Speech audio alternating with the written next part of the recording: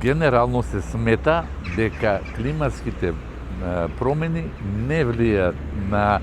појавата, на зголеманата појава на земјотресите. Иако има некоја логика, бидејќи климатските промени се поврзани со сушите и сите тие работи, како што рековте вие, нивото на поземните води се намалува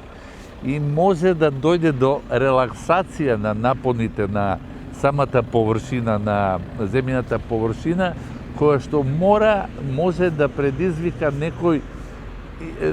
тип на индуцирана сеизмичност. Но големи докази нема дека навистина можат климатските промени да иницираат земјотреси, особено не земјотреси со многу големи магнитуди, односно би рекол дека не можат да иницираат ниту магнитуди како што е магнитуда 5 или поголеми, а магнитуди кои што се исклучително мали и човекот не може ни да ги почувствува, само со мерни инструменти се може да се измерат. 2 магнитуда, 1,5, такви магнитуди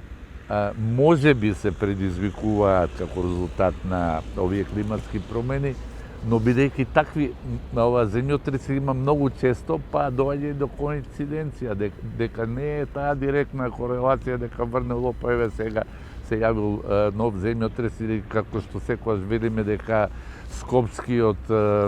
земјотрес е резултат на поплавата од 63-та година, што воопшто не е точно. Тоа било еден вид, да кажам, коинциденција. Повземните води се поврзани со нивото на езерата, подземните води се поврзани и со издажноста на Раше, кој што практично на некој начин шарските води ја полнат котлината со ние на некој начин сме на ниво помеѓу 10 и 3 метра варирање на подземната вода во Скопската котлина. Сигурно дека ќе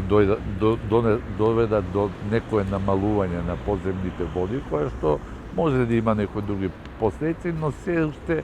не е така видно. Се уште не е критично. И би сакал да напомнам дека практично, но ние не треба да бидеме себични, нели? Климатските промени ќе ги осетат последиците нивни насите внуци, да не кажам уште повеќе парафнуците. Ние многу нема да ги осетиме, бидејќи тука температурата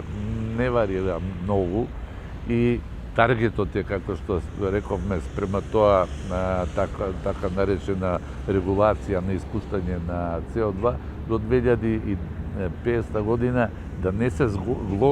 глобалната температура, да не се зголеми не повеќе од 1,5 степен, но сега се уште се загрижени дека дали ќе може овој таргет да се постигне до 2050 година,